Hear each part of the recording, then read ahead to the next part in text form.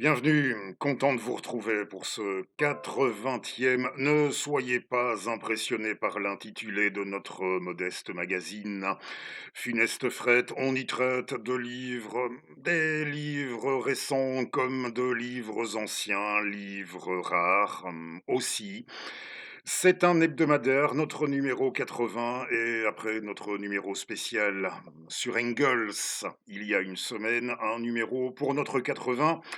Si ça vous dit, je vous propose un numéro assez varié et dans un premier temps, je vais vous lire le début d'un récit de cet auteur, un excellent écrivain suisse et je pense bien que lui aussi, il faudrait tout faire, tout déployer pour empêcher de le voir sombrer à son tour dans la nuit de l'oubli. Et l'excellent éditeur Alia, à qui on doit pour sûr cette excellente collection, vous savez, de petits livres avec des rapports qualité-prix qui sont tout de même assez intéressants, hein, ces ouvrages à petit format, d'auteurs de registres très variés. On peut dire que pour ce qui est d'aller dans ce sens-là, qu'on a dit pour notre auteur, c'est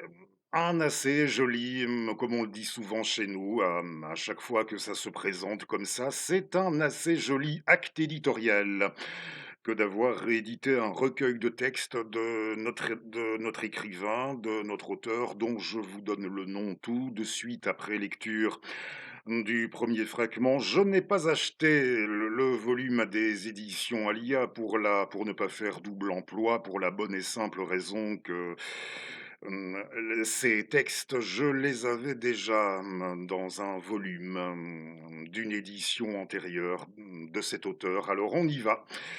Le livre dont vous aurez les descriptions, les références, pardon, en partie description, comme d'hab, comme pour tous les livres dont il sera question, je vais y arriver, dont il sera question dans notre numéro 80. Oui, pour ça, c'est toujours dans le détail et le menu détail en partie description. Alors, graffiti, premier fragment. Vu au restaurant, deux êtres fort laids. Ils étaient heureux de se trouver ensemble. Ils n'avaient aucune conversation. Voilà peut-être ce qui définit, au sens rudimentaire solide, l'amitié. Moi, ça me fait mal. Je ne puis concevoir que l'on s'affirme étranger avec une aussi parfaite impudeur. Étranger à quoi? À tout et n'importe où, même à soi-même. Toute leur conversation se résume à dire oui, non, combien, cher, avantageux, aucune nuance, aucun sens de l'homme, de l'enfant, du climat, des maisons, des pierres, de l'herbe. Une chaise est une chaise, un gilet tient chaud. Un réveil matin du plus parfait mauvais goût est utile. N'importe quelle reliure, n'importe quel papier, n'importe quelle encre. Les beaux n'existent pas. Énormément de pain. Je ne pense plus, maintenant j'ai déjà réfléchi à pas mal de choses, que nous ayons été mis au monde pour savoir ce que c'est la vie. Déjà, sans le dire, nous le savons, oui, et ce n'est pas un indice de supériorité sur l'animal. Oui, rien que du fait que nous craignons tant l'eau et les poissons tellement l'air, nous prouvons les uns et les autres que nous savons très bien, malgré nos souffrances, ce que c'est, sinon la vie, du moins le privilège extraordinaire, et que nous tenons à conserver le plus longtemps possible, d'être au nombre des êtres vivants. Une chose que j'abomine en mai, mais même en juin et en juillet à Paris, c'est le froid. Il est insistant, récidiviste, bien plus rigoureux et surtout vexant qu'il ne l'est en hiver.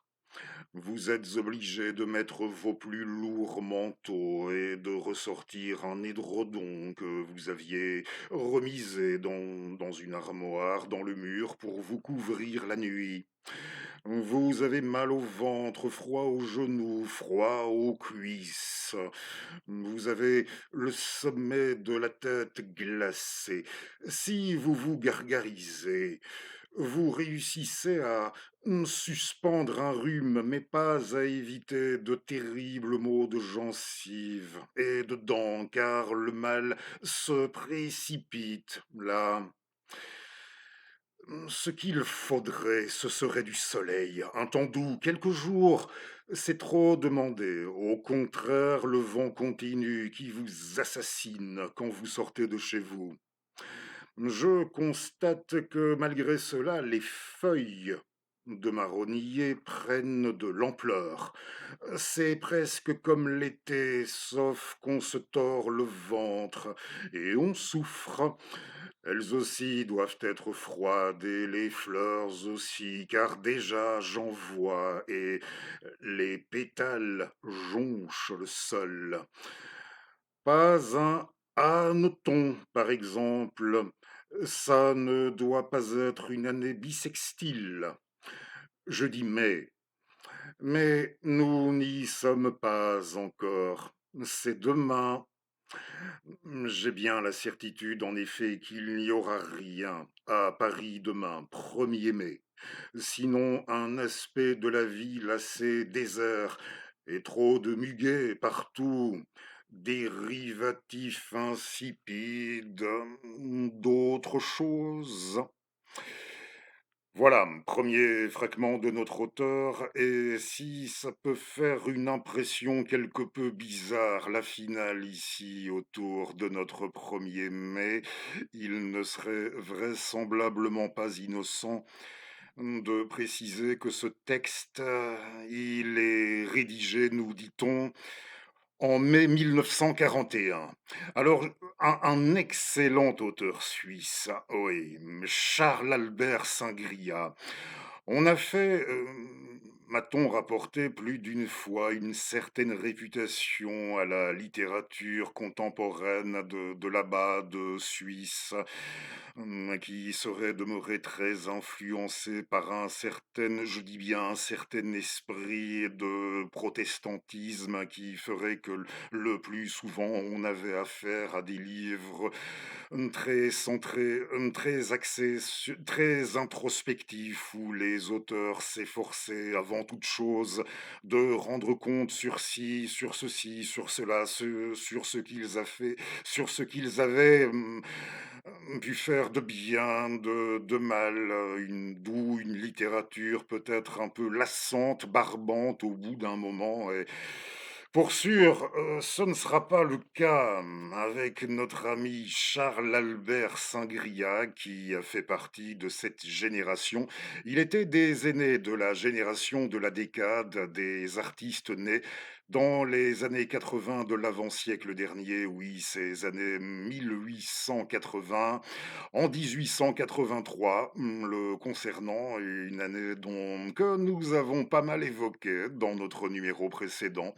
Lui avait vu le jour en 1883 dans cette décade qui avait vu la naissance aussi, qui devait voir la naissance un peu plus tard d'un Cocteau, comme elle avait déjà vu la naissance d'un Stravinsky. Et Singria, il existe chez le même éditeur dont vous allez voir une couverture dans quelques instants.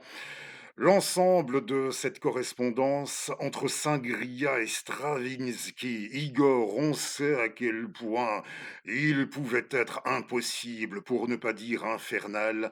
Hein, c'était franchement la galère pour arriver à lui faire dire, à lui faire parler de quelque chose Oui, quand il pouvait, en dire du bien, déjà en musique, alors Stravinsky échanger une correspondance avec un autre compositeur, c'était pas gagné, mais échanger une correspondance assez suivie avec un mélomane, avec un amateur de musique, je pense que c'était encore moins assuré, gagné, pour sûr gagné d'avance et dans un autre numéro, hein, je l'ai également, je vous montrerai, ce volume de correspondance, publié à l'Âge d'Homme, hein, il y a un petit temps, déjà, oui, on ça a été édité à l'Âge d'Homme, la correspondance Stravinsky-Singria.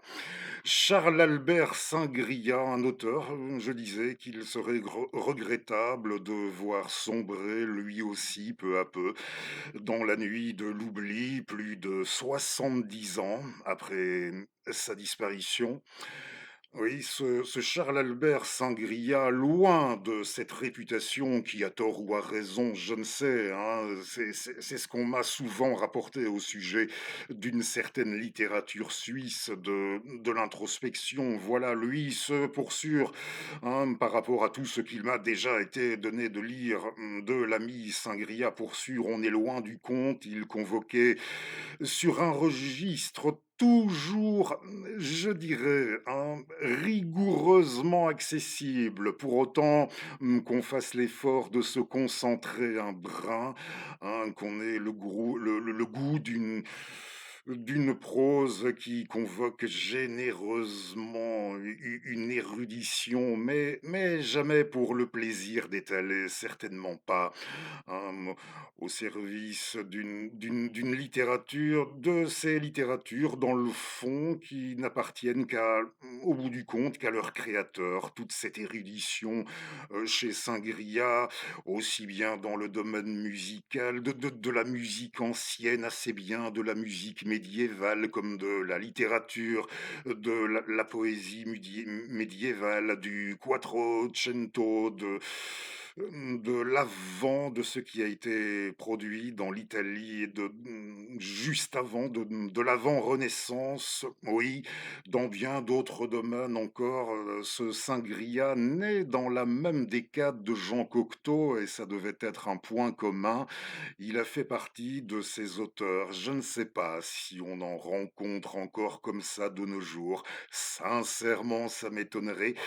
Apte à s'intégrer avec la même aisance, sans problème un peu dans toutes les sphères sociales, aussi à l'aise au bistrot du coin, dans son patelin ou ailleurs, que dans le salon bleu de madame Louise de Vilmorin.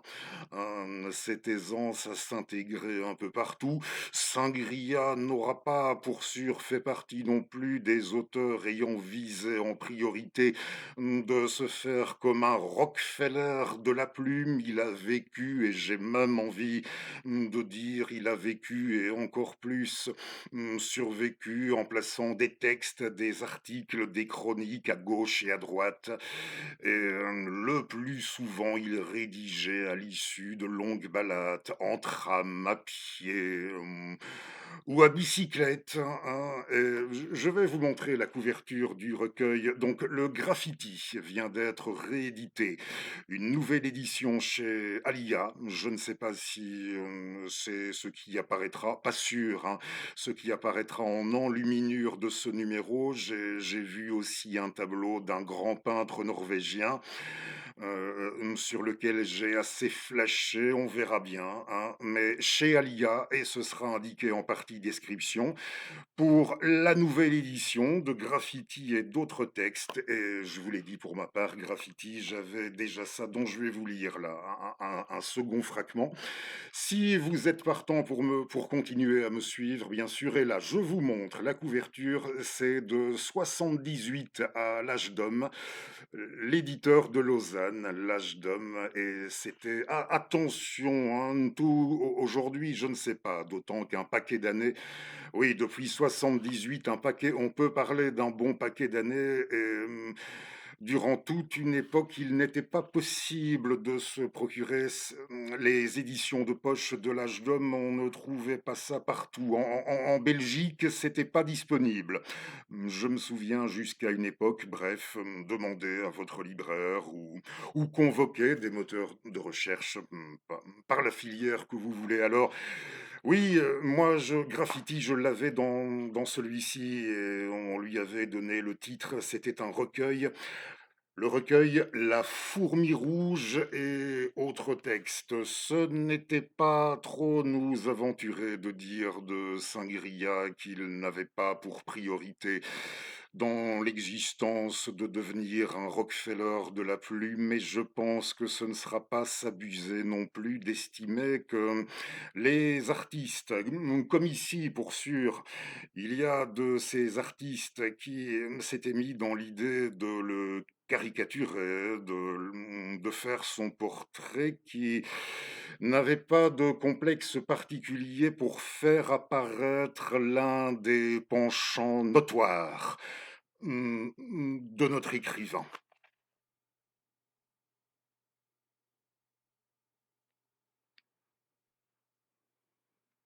Oui, ce portrait, ça parle de soi.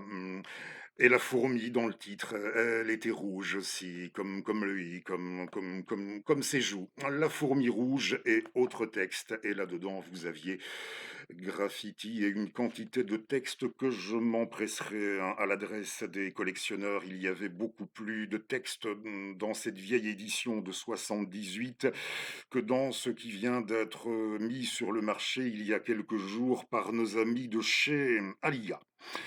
Alors, oui, ben, je ne l'ai pas fait. Eh bien oui, avant de passer à notre abécédaire de lecteurs, encore un petit fragment de Charles Albert. Si je n'ai pas paumé ma page, je me permettais, ça va se retrouver assez facilement. Ce sont les aléas, je ne vais pas dire de notre direct, mais je vous ai expliqué le fonctionnement, et notamment pour des raisons d'ordre technique, nous enregistrons d'une traite, d'une seule prise. Il faisait allusion au mois de mai, il parlait du mois de mai. Nous sommes à quelques heures du passage au cinquième mois de l'année. Je ne l'ai pas encore fait. Il va sans dire excellent 1er mai à tous. Alors, pardonnez-moi, graffiti, page 157. Voici. Alors, je voudrais aller, oui, ici, il voudrait bien aller, je voudrais aller à Gouvieux par Chantilly. Je voudrais aller à Gouvieux par Chantilly, c'est-à-dire que j'irai jusqu'à Chantilly, qui est à 40 kilomètres en train, puis à bicyclette à travers la forêt jusqu'à ce village en s'engageant vers Saint-Leu d'Estagne, le long de l'Oise. On trouve là quelques maisons de suaves roseaux, un sentier à droite qui va dans un marais où a été préservée une esplanade de terre ferme, permettant à des maisonnettes de s'édifier. Il y en a 6 ou 8 en planches, enfermées par un mur de clôture, et un de mes amis habite là. Il paie 100 francs par mois et il a 5 pièces, un bon petit fourneau, 3 chaises, une table, un lit, des livres par terre. Le village est magnifiquement approvisionné et des pauvres gens vont lui chercher du bois dans les mamelons du marais. Sa cuisine sent le roseau qui brûle et c'est poétique cette odeur. À 40 kilomètres de Paris, il fait un peu de soleil quelquefois, d'autres fois cet horrible vent que j'ai dit et des rafales secouent l'édifice à n'en plus finir.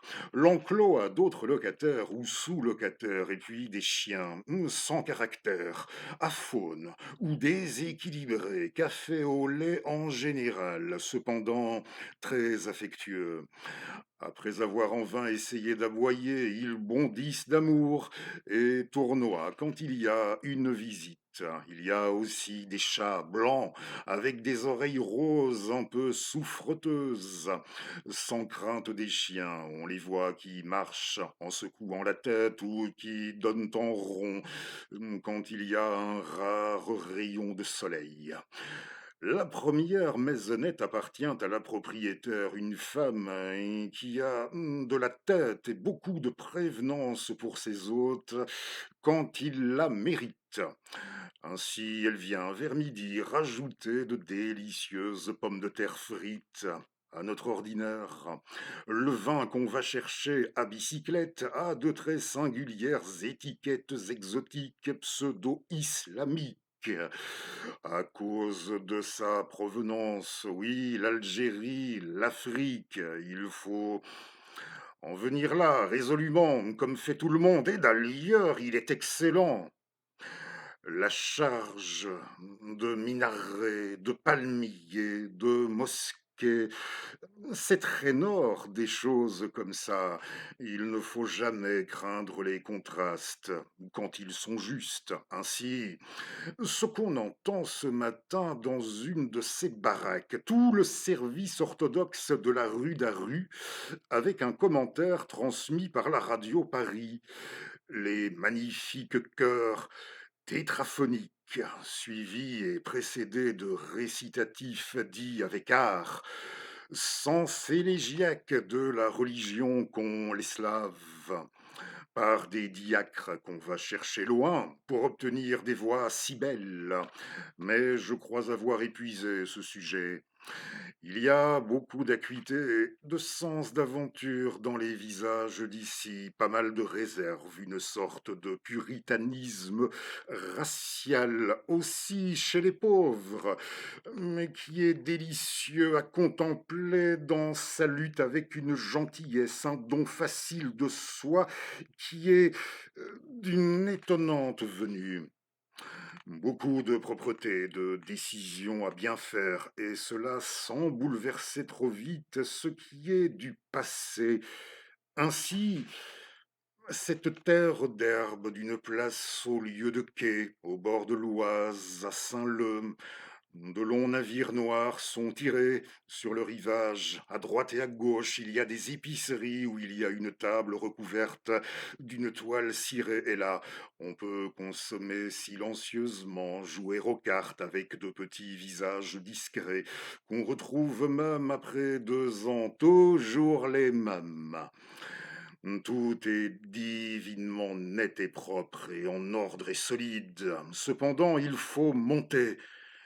Il y a une gare, d'abord un peu burlesque, un peu de temps des fastes de fonte de Mademoiselle Craquebois, un peu de temps des fastes de fonte de Mademoiselle Craquebois, et puis des rues, comme à Soukabra ou en Syrie, puis une cathédrale très nue, où chantent des alouettes, oui, par la voûte crevée, et les tuiles, elles entrent, sortent, font comme chez elles, et il semble bien que cela ne dérange personne.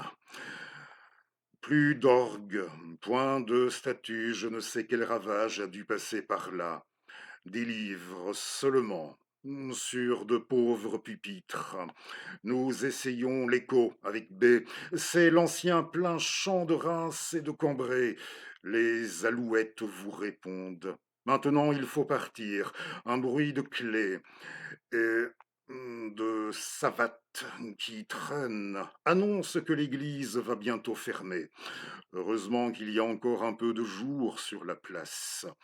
Nous arriverons peut-être à temps pour contempler l'Oise du pont suspendu et ces noirs bateaux comme ces arbres tombés de leur mort naturelle parallèlement sur l'herbe fine. C'est ainsi que les disposaient les barbares, et ce sont exactement les mêmes. Il y avait de vrais feux de roseaux à la place de ceux-ci qui se voient à travers les bocaux de bonbons de la noble épicerie. Les têtes des indigènes et leurs apparitions discrètes étaient les mêmes. On crache du haut du pont dans l'Oise. Cela fait un bruit que répercute énormément l'écho. L'amertume. L'amertume. Il ne faut pas. Ce sont des gens qui n'ont pas de motif à l'avoir, qui en promènent le rictus. Et c'est eux surtout, non les spectacles, qui sont à incriminer. Ils n'ont rien vu, rien savouré. Cette désillusion est alors purement organique. N'importe quoi, de bien ou de mal, ils le blâmeraient parce qu'est révolu le temps de leur participation et on le leur fait sentir. Vous, vous devez vous comporter tout autrement. Je dis cela comme un mime fardé devant un grand rideau de satin blanc qui va s'ouvrir. Qu'est-ce qu'il va, qu'est-ce qu'il va y avoir? Charles-Albert Sangria dans Graffiti. Alors, notre abécédaire de lecteur, aujourd'hui, on va à la lettre D. Oui, abécédaire de lecteur, nous avons choisi la lettre D et D comme décorum. Les bouquins comme décorum. Je tiens tout de suite à préciser que, bon, je l'ai déjà dit, hein, c'est une vraie bibliothèque et d'ailleurs on m'a recommandé, puisque certains sont venus m'accuser d'utiliser un fond d'écran et on m'a dit, Fredo, le meilleur moyen de démontrer que ce n'est pas le cas, c'est durant un enregistrement de prendre un volume. Alors voilà, permettez. Hmm, voilà, c'est C'est fait, j'irai le remettre après. Oui, cette bibliothèque qui m'a été fabriquée par oui, c'est mon paternel. J'avais 19 ans et c'est pas pour frimer cette bibliothèque. Pour moi, c'est à la fois, je dirais, un instrument de travail et ma bibliothèque, voilà. Et davantage encore qu'un rapport direct avec le contenu de nos numéros, je l'espère, je me suis dit que c'était dans l'absolu préférable à la froideur, oui, pour fond d'écran, à la froideur d'un mur tout nu, je ne sais trop, hein, ou avec un tableau qui n'apparaîtra pas trop bien, qui fera un peu bizarre. Je n'ai rien de scabreux chez moi en guise de décoration, mais voilà, hein, histoire d'éviter ce genre de troubles, de sensations. Je me suis dit, dans l'absolu, c'est mieux. Et c'est que j'ai suivi une vidéo présentée par une homologue sur cette plateforme. Oui, une dame, une vidéo très intéressante. Je la recommande et en description, vous aurez toutes les références aussi pour ça sur le thème. Je vais vous donner le titre dans quelques instants de cette vidéo disponible sur YouTube. Elle a été postée il y a 2 ou 3 jours à tout casser en rapport avec le thème du décorum, des bouquins comme décorum, oui, déjà, bon, vous n'étiez probablement pas sans ignorer qu'il existe tout un secteur d'industrie, de vente, de distribution, de vente de fausses bibliothèques avec de faux livres, ne serait-ce qu'à destination des médias, des télévisions, des plateaux de télévision, des salles de réunion. Et notre ami, dans sa vidéo, nous parlait, entre autres, de celles et ceux qui aiment bien avoir des bouquins chez eux, oui, d'aménager leur intérieur avec des bouquins à l'adresse de leurs visiteurs, des personnes, oui, qu'elles reçoivent chez eux, histoire de donner la sensation, dans l'espoir de procurer comme l'assurance d'avoir accédé à un certain niveau, d'avoir accédé à quelques, oh, je ne sais pas moi, quelques statuts socio-culturels, et j'irai droit au but avec le cas de figure franchement, là oui, franchement paroxystique, rapporté dans son émission par notre ami, par notre homologue, de cette célébrité du monde anglo-saxon, je crois, enfin peu importe la provenance. Et ce qui est fou dans l'histoire, c'est que la dite célébrité avait jugé bon d'en faire l'aveu en interview un jour de ce qu'elle avait fait. Oui, elle s'était rendue compte, c'est qu'elle avait envoyé quelqu'un aller faire l'acquisition, l'achat dans une bouquinerie, dans la grande bouquinerie la plus proche, d'y aller et de faire immédiatement l'acquisition, de lui lui ramener 400 bouquins achetés comme ça pêle-mêle dans la grande bouquinerie la plus proche. Elle s'était rendue compte que ce qu'elle avait chez elle en guise de bibliothèque, les rayons, oui, elle venait de se rendre compte que les rayons, ces rayons de bibliothèque, ils étaient vides. Et elle avait envoyé quelqu'un lui chercher 400 bouquins, histoire d'aménager les choses de la sorte. Oui, ça, c'est un cas de figure paroxystique, mais je pense que pour résumer, ça dira un peu tout, hein, avoir des livres pour épater, pour épater la galerie. Et cette émission, c'est sur une chaîne YouTube, c'est la chaîne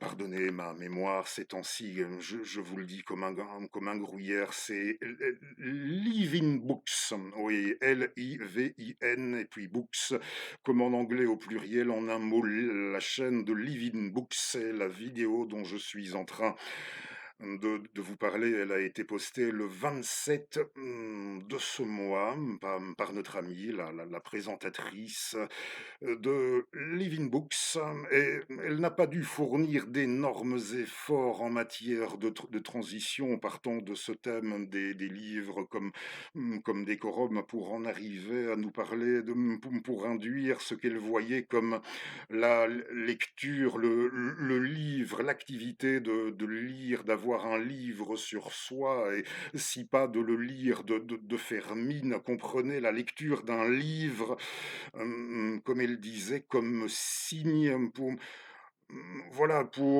comme attitude attestant, de oui, attestant d'un certain statut, là encore, d'appartenir à un certain registre d'individus, ou même pouvant équivaloir encore, hein, elle allait un peu plus loin, pouvant équivaloir à ce qu'elle nous présentait en gros dans son émission, notre amie, comme un code d'intégration. Ben oui, code d'intégration, un certain chic, faisant allusion à, bon, c'est pour dire qu'il arrêtait de vous acharner sur Engels, notre gentleman révolutionnaire, hein, qui était au centre de notre numéro précédent. Oui, arrêtez, franchement. Hein, ici, notre amie, elle faisait allusion à une référence à Vivienne Westwood. Il y a eu ce qu'on était tout de même en droit à un moment de définir comme la gauche caviar. Et de la même manière, on pouvait parler, il y avait eu plus fort, il y avait eu à un moment donné en guise de couple, Malcolm McLaren et Vivienne Westwood. Là, on pouvait parler, c'était plus fort, c'était des maoïstes de parfumerie. Hmm.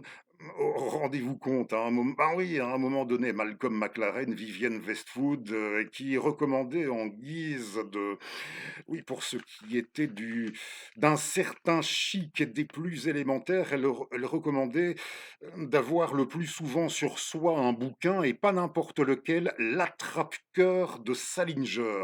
Est-ce que c'est après ça que Salinger a fait le choix de se retirer de la vie éditoriale, est devenu le reclus, ainsi qu'on a perçu à partir d'un certain moment? Je n'en sais rien, mais voilà, je pense que en gros, là aussi, hein, histoire de donner des cas de figure, des exemples bien parlants, et puis le titre donné à son émission par notre ami, les gens ne lisent plus ou ils font semblant de lire. Les gens ne lisent plus ou ils font semblant de lire. Une vidéo postée sur YouTube il y a 3 jours et que je vous recommande. Et si je vous en parle aussi, c'est parce que notre amie, oui, elle a fait plus fort encore, hein, quand elle en est venue à nous parler de ces mecs. Il y aurait une catégorie, on parlait pour attester de faire partie d'une certaine catégorie de people, je n'en sais rien, hein, en société, dans la vie publique, dans ses apparitions, dans les endroits publics. Eh bien justement, il y aurait une tendance assez nette chez les mecs, je ne sais pas, les mecs des générations montantes, mais une tendance pour sûr à s'afficher, à se promener avec un bouquin à la main, savamment entre guillemets «choisi», pas n'importe lequel, pas nécessairement l'attrape-cœur de Salinger, mais celui-là ou un autre, sur une recommandation qui aura été jugée pertinente par l'intéressé, qui se balade avec ce bouquin, qui fait mine de lire ce bouquin sur le chemin ou dans un bar, une taverne, dans un endroit public, dans l'espoir d'attirer l'attention d'une dame. Hein, nous n'avons pas dit nécessairement d'une dame d'un certain monde, d'un certain milieu, mais dans l'espoir, pour sûr, d'attirer l'attention des dames. Il paraît que oui, ce serait très en vogue. Et moi, je me disais, ça fait un certain nombre, ça commence à faire un petit paquet d'années que j'ai perdu cette habitude de oui, de lire et d'écrire, dans les bistrots et encore, ça surprendra, mais je vais le dire à présent au besoin. Si vous m'avez connu à l'époque, c'était très rare. J'ai dans l'ensemble très peu lu et très peu écrit dans l'ensemble dans les bistrots. Le plus souvent, je me contentais de prendre quelques notes en plus, hein, oui, de feuilleter, de prendre quelques notes en plus au vol comme ça, et d'assembler mes notes. Et quand je m'activais sur mon clavier, je ne faisais absolument rien d'autre que des mises au net, hein. Voilà, je ne sais pas si je viens de démolir une légende, si c'était nécessaire de vous rapporter ça, mais au besoin, voilà, si vous m'avez connu à cette époque, en définitive, je n'ai que très peu lu et écrit dans ce type d'endroit public. Et quelque chose me disait que j'avais raison de les avoir délaissés, d'avoir, oui, d'avoir pris mes distances avec ça. Et quand, oui, quand j'entends rapporter la chose, hein, ce que je vous ai dit, hein, sur ces gaillards qui se baladent avec leur bouquin, et ça, oui, ça faisait toujours partie de l'intitulé de notre émission, hein, ces gens qui ne lisent plus, qui font semblant. Ceci dit, et là aussi je rejoins ce qui devait être dit par notre ami dans son émission, en partie conclusion, bon, on ne peut pas dans la vie faire, c'est clair, hein, soyons raisonnables, soyons un tantinet réalistes, on ne peut pas totalement faire abstraction de ça, faire l'économie dans la vie, que ce soit dans l'espace public ou sur la toile, sur les RS, si vous y tenez, voilà, sur les réseaux sociaux. On ne peut pas faire totalement l'économie de montrer, hein, ou de vouloir, de devoir, dans certains cas, de vouloir, de montrer certaines de ces lectures si on souhaite pouvoir constituer, si on a le désir d'intégrer quelques communautés ou dans l'espoir de pouvoir échanger, bien sûr, avec d'autres, sur des centres d'intérêt commun et partant sur des lectures communes. C'est clair que on ne peut pas faire totalement l'économie de ça, de se montrer, bien entendu, mais ce que déplorerait notre amie, de la même manière, notre présentatrice sur YouTube, dans cette vidéo que je vous recommande, hein, sincèrement, elle est très bien. Visionnez-la, écoutez-la dans son intégralité, vous ne le regretterez pas.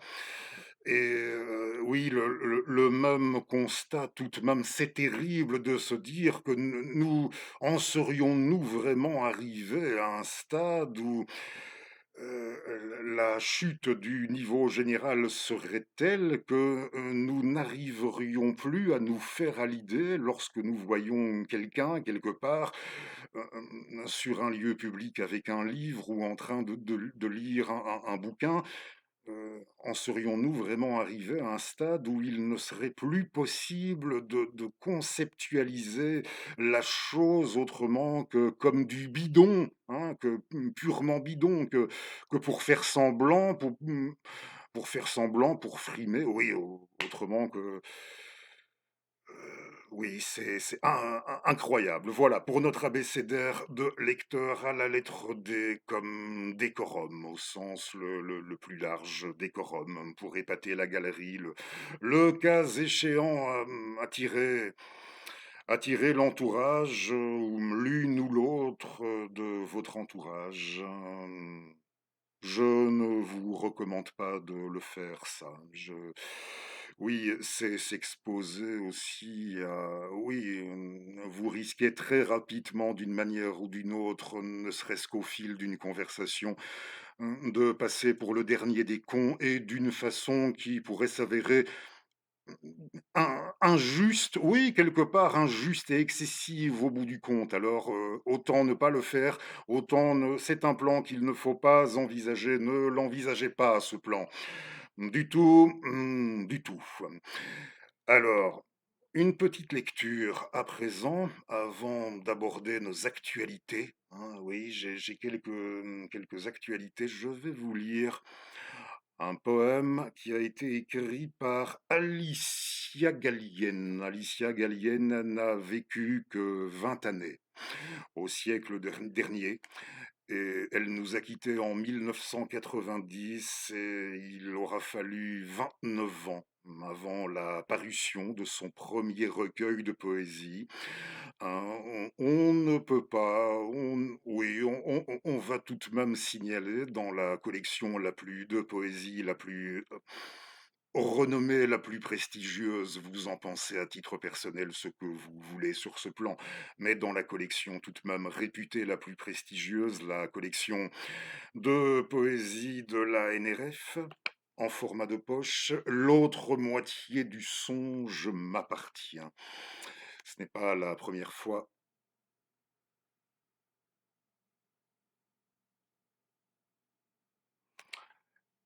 Et elle avait écrit ce poème, plus exactement ce texte poétique, une simple histoire d'amour pour l'homme que je ne serai jamais. Hmm. Alors, je l'ai rencontré, donc le participe passé rencontré au féminin. Elle se met à la place de ce mec, hein. Pour sa part, elle se met à la place de ce mec qu'elle ne sera jamais. Je l'ai rencontré à l'heure où s'épanouit la disgrâce, au juste moment où l'on croit avoir fait le tour de tous les mondes reconnus, à l'instant unanime où l'on perçoit la très dernière étoile du chapelet. Je l'ai rencontré, un peu comme on s'évanouit, un peu comme on tombe de ses jambes. Je l'ai regardé à la façon dont on reconnaît quelqu'un d'inconnu. Ce fut fort et instable à la fois, car j'ai vu tous mes gestes tomber à l'abandon. Elle a défriché d'un seul regard le monde alentour, le vide pour nous deux à vie. Cette maudite étoile, qui se casse comme du verre, comme le dernier éclat à saisir. J'ai ramassé la petite flamme dorée et je l'ai portée sur moi jusqu'à ce qu'elle contamine mon cœur. Je l'ai rencontrée un peu comme on meurt, avec surprise, avec enchantement et avec l'infinie douleur éprise d'elle-même qui reprend les mains faibles. Depuis, les miennes n'ont jamais fini de trembler. Elles palpent, légères et disgracieuses, l'air balayé. Elles recherchent ces formes de femmes qui coupent et démantèlent les sens. D'un coup de tête, elle a tout réduit en cendres de feu. Elle a coupé les formes et couleurs avec une aisance tranquille. Mes mains sont devenues vaines. Elles ressemblent à des éventails de pays froids. Elles sont magistralement inutiles. Je les vois animées par le sordide secret des rues qui tombent, parce qu'une femme est passée en regardant le ciel, comme on pardonne sans maudire. Le silence glissait comme une aquarelle redevenue eau, à la façon de la pluie qui court haletante. Le silence dont le bruit qui fait tout basculer d'un coup et le décor qui change. Je l'ai rencontré comme on oublie de respirer une seconde vacante, purifiée, et ses volets qui claquent sur la poitrine, une seconde grimaçante. Je l'ai rencontré comme on devine une âme délivrée de son sarcophage, comme on vole à ses côtés au-dessus des cimetières marins, à l'ombre de cils cyprès, que l'amour repose en paix. Et ce fut tout. Tout comme une pierre qui tombe dans l'eau, sans faire de bruit ni d'onde, sans apaiser le silence et son firmament continu. Et ce fut tout pour la première et déjà dernière fois. C'est étrange. Je l'ai perdu sans arrêt toute ma vie. Je l'ai perdu sans jamais l'avoir possédé du regard. Alicia Gallienne, dans l'autre moitié du songe m'appartient. Alors, nos actualités, oui, j'ai vu oui, sur cette plateforme, quelques vidéos intéressantes postées ces derniers jours sur la chaîne du Cercle Aristote. Très, très bon exposé, un exposé hyper intéressant de monsieur Michel Guénère, l'auteur d'une des plus, c'est paru chez Perrin, l'une des plus récentes biographies de Maurice Barrès sur celui qui, dès l'époque de ses débuts, s'était vu surnommé le prince de la jeunesse dans les lettres françaises, dans cette décade 1890, 100 ans, tout juste avant Alicia. Oui, eh bien, c'était l'époque où Barrès, pour sa part, était surnommé dès ses débuts le prince de la jeunesse. Et dans cet exposé, outre qu'il fait remarquer à un moment donné que quand Barrès s'est fait connaître, on a estimé que plus personne. Déjà, premier élément que j'ai retenu de cet exposé pour de vrai passionnant de Monsieur Guéner, de notre auteur, premier élément que j'ai retenu de Michel Guéner, c'est que quand Barrès s'est fait connaître, on estimait que en France, plus personne véritablement n'avait écrit comme ça depuis Jean-Jacques Rousseau, sur le plan du style et notamment pour ce qui était de laisser ces phrases comme cassées. Nous n'avons pas dit en suspens, mais pour ce qui était de les laisser casser. Et ça, j'adore assez comme technique. Hein, je ne dis pas que, voilà, j'en ferai perso le meilleur usage, hein, dans ce que je pourrais jamais être amené à produire, mais j'apprécie assez, oui, et je comprends assez le rapprochement quelque part entre les deux, entre Rousseau et Barrès, mais il faudra qu'on y revienne une autre fois. Alors, ça ne m'était pas ce deuxième point, ça ne m'était pas, j'avoue, assez venu à l'esprit lorsqu'il y aura, oui, il y aura bientôt 3 ans, nous avions célébré le centenaire de sa disparition. À Maurice, c'est que lui qui avait été surnommé dès ses débuts le prince de la jeunesse, au fur et à mesure qu'on avance dans son itinéraire, même s'il ne sera jamais véritablement, il ne connaîtra jamais véritablement d'ostracisme mondain, non, ça non, hein, jusqu'au moment de sa mort, ça ne lui sera jamais donné l'ostracisme mondain à proprement parler, mais on se rend compte qu'au fur et à mesure qu'il avançait, notre prince de la jeunesse, qui faisait pour ainsi dire l'unanimité, hein, tout du moins chez ses contemporains directs, c'est quelqu'un qui s'est arrangé peu à peu pour, comme saper, pour se priver, se couper progressivement de ses bases, de ses soutiens, hein, et ça commence avec les intellectuels. Il perd les intellectuels au moment de ses positions dans le cadre de l'affaire Dreyfus, hein.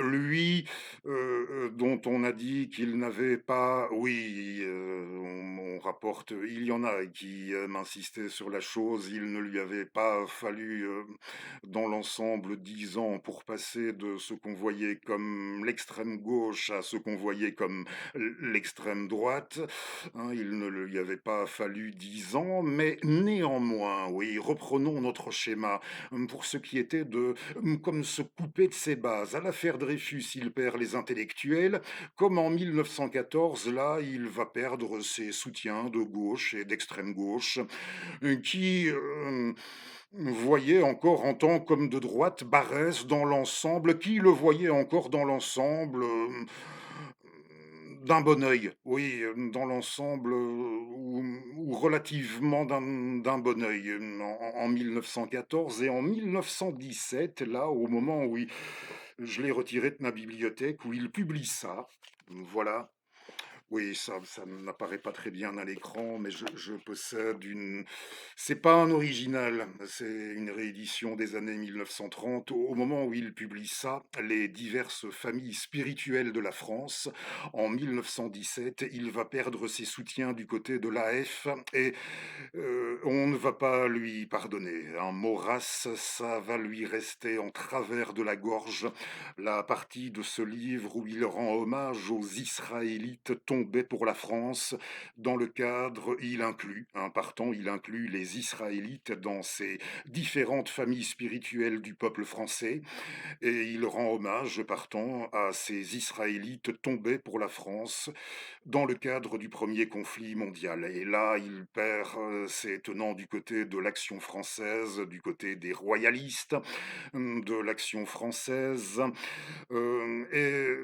C'est pas fini, hein. Dans ces dernières années, je l'ai retiré aussi, il publie, oui, c'est sorti plusieurs fois en poche.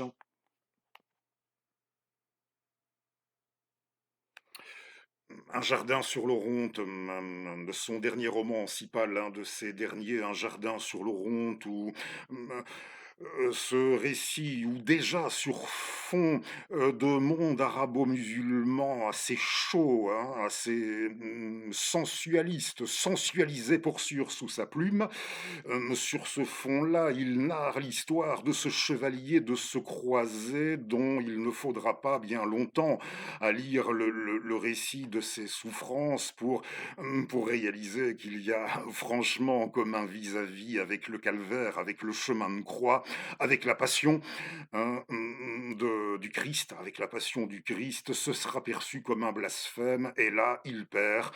Au scandale, blasphème, scandale, Barès perd le soutien, si pas des catholiques dans l'ensemble, de ceux que nous aurions toute une époque appelés, allez, mettons, il perd le soutien des calotins. Comme quoi, Barès, s'il n'a jamais connu d'ostracisme social, d'ostracisme mondain, à l'intérieur de lui-même, c'est un monsieur, c'est un auteur et qui a dû de plus en plus se sentir bien seul quelque part, bien isolé, et on ne sait trop ce qu'il serait devenu et ce qu'il aurait produit s'il était resté avec nous encore une vingtaine d'années. On ne sait trop l'évolution qu'il aurait suivie, mais notre conférencier, Monsieur Guéner, est sûr d'une chose, c'est que si Maurice avait encore été là en 1940, il n'aurait pas fait le choix qui a été celui d'un certain nombre de ses homologues de la plume, hein, tout comme son fils Philippe.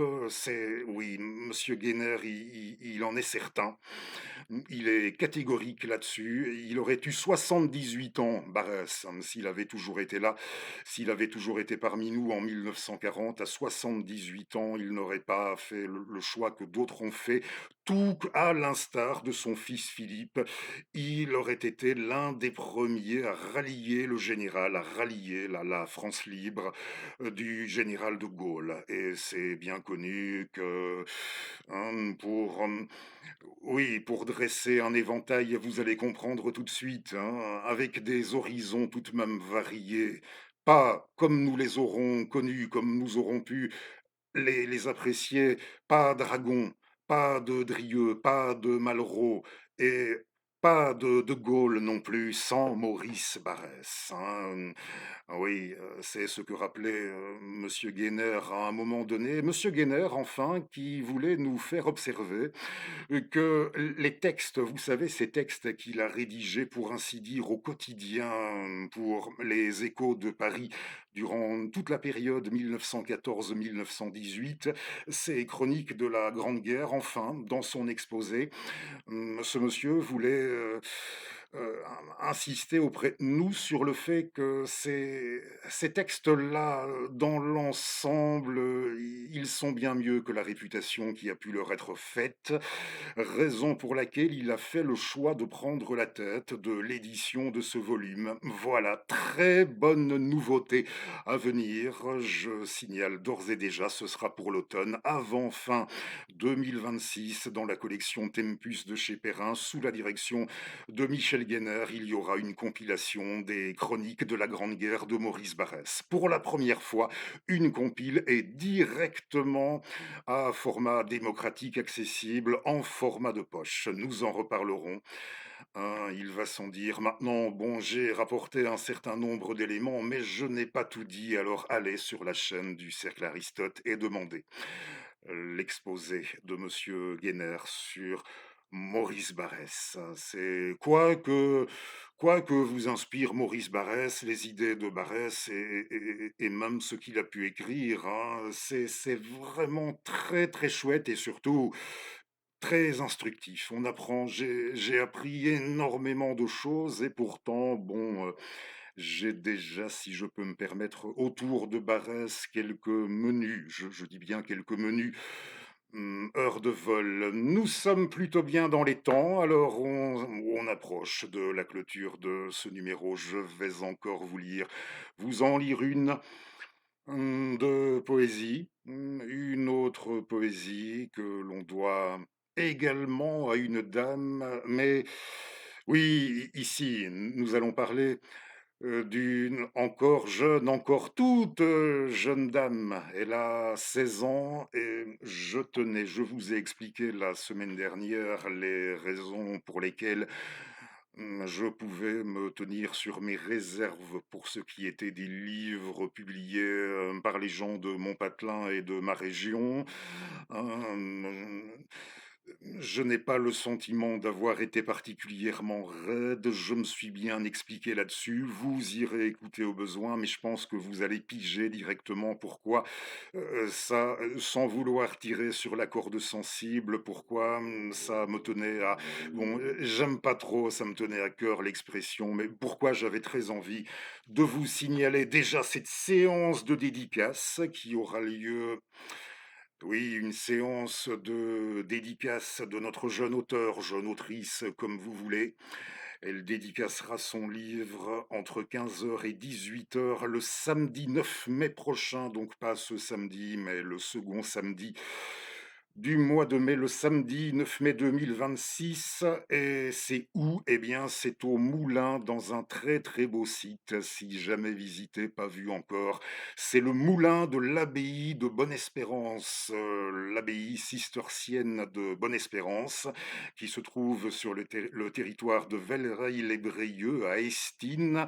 Et notre jeune auteur, elle est de là, elle est d'Estine. On rapporte que Charlemagne lui-même avait des parents du côté d'Estine, chez nous, là, de ce côté, à Estine. Alors, elle dédicacera, notre toute jeune auteur, dédicacera son premier livre auquel elle a donné le titre de Journal d'une fleur abîmée. Je n'ai pas été très bien ces jours-ci, alors j'ai pas pu aller le chercher, j'ai pas pu aller l'acheter, mais j'en ferai lecture. Je suis très décidé à l'acheter, à le lire, son bouquin, et j'aimerais bien aller aussi à cette présentation. Et si vous me voyez, m'entendez, si vous êtes de mon patelin, si vous avez l'intention d'y aller, prenez contact avec moi, ce serait franchement sympa, hein, si ça vous dit, hein, sans vous commander, ce serait très sympa de passer prendre votre serviteur. Voilà, j'aimerais beaucoup y aller, mais je peine quelque peu ces temps-ci Pour ce qui est de me déplacer, ce serait vraiment sympa de passer me prendre si vous êtes de mon patelin et si vous m'entendez et si vous avez l'intention d'y être à cette présentation de livre. Alors, le livre de ma compatriote Diane Bordicgnon, oui, pardon si je prononce mal son patronyme. Diane Bordicgnon, Journal d'une fleur abîmée. Eh bien, je lis ce qui est sur le folder. N'ayant pas encore lu le bouquin, ça n'a rien de scandaleux. On nous dit que c'est un roman sensible et touchant et qui traite. Voilà, c'est ça qui est intéressant surtout. Si vous vouliez me questionner sur le contenu, le ou les thèmes, eh bien, ça traite du harcèlement scolaire et de l'anorexie, ce livre écrit par Diane. Et je ne sais pas si je l'ai déjà dit, je ne serais pas, quand je disais que dans l'absolu, j'avais très envie d'encourager Diane pour son premier bouquin. Mais ce qui m'a oui, pour ne pas mentir, ce qui m'a le plus rapidement décidé, c'est que, voyez-vous, je ne serai pas en mesure de vous présenter mes funestes Fred, semaine après semaine, de venir avec vous traiter de bouquins, de littérature. Je ne serais pas en mesure de le faire comme je le fais si je ne m'étais pas trouvé à l'âge de 16 ans en cinquième secondaire, oui, ce qui correspond chez nous.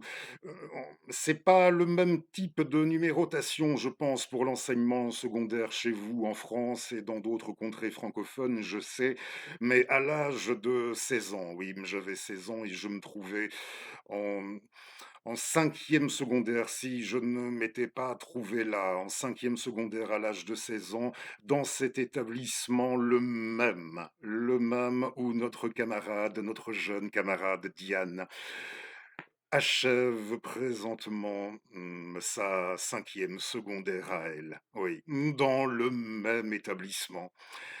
Et voilà, un non, un sentirait sur la corde sensible, mais pour vous dire à quel point j'y tenais, alors je ne sais pas si ça passera trop bien, je tenais à vous la montrer, notre amie, à vous montrer le folder.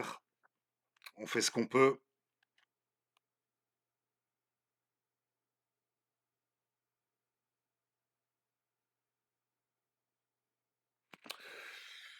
Voilà, sur ma page FB, ma page face de book, vous verrez une meilleure reproduction de la couverture du livre que vous pouvez demander également. Il suffit de vous taper Diane Bordicgnon Journal, donc Bordicgnon.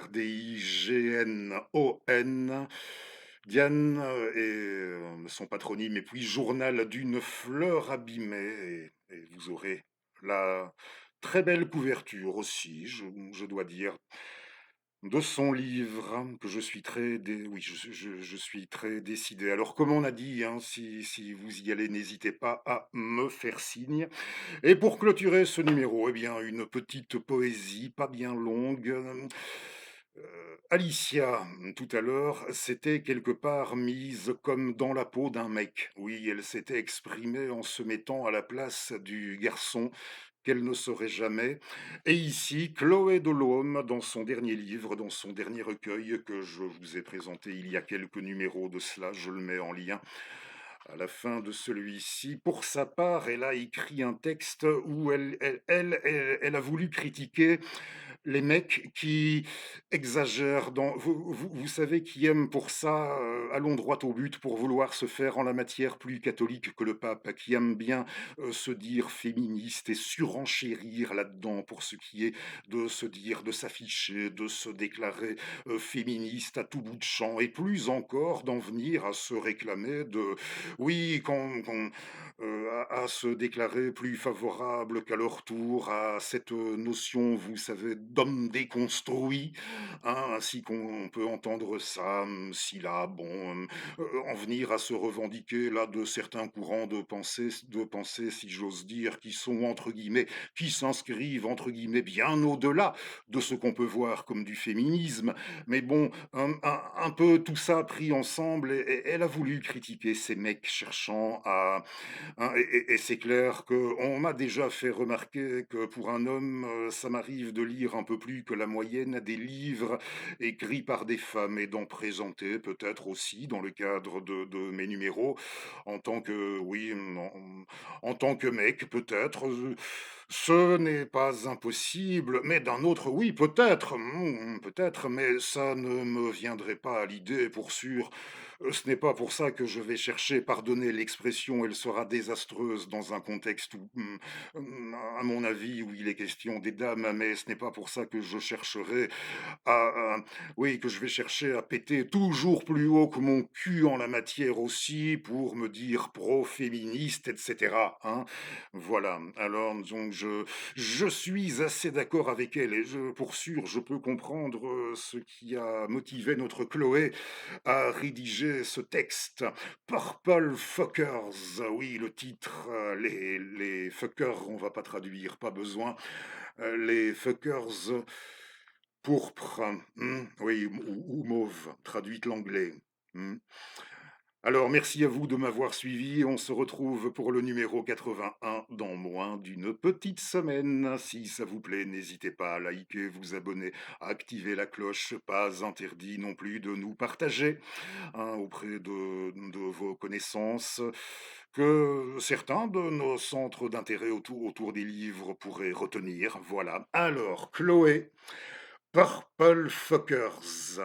Et merci encore à vous. Si le noir est une couleur, c'est le violet la tendance. C'est pourquoi les prédateurs simulent d'être dans la mouvance. Les ongles peints, ils prolifèrent dans les soirées féministes. Ils ferrent leur poing en after en citant Monique Wittig. Faux alliés, mais vrais chasseurs. Tremblez, Purple Fuckers. Ils s'affirment déconstruits pour te refiler leur herpès, maquillent leur misogynie, planquent leurs livres de Solers. Faux alliés, mais vrais chasseurs. Tremblez, Purple Fuckers. Ils t'offrent un womanizer et l'intégrale de Dépente pour mieux te la faire à l'envers. Leur fin risque d'être glaçante. Faux alliés, mes vrais chasseurs, tremblez devant mes sœurs. Faux alliés, mes vrais chasseurs, tremblez. Purple Fuckers de Chloé Delhomme dans son dernier recueil, sans oublier qu'en plus c'est bien la fin du monde. Merci à vous.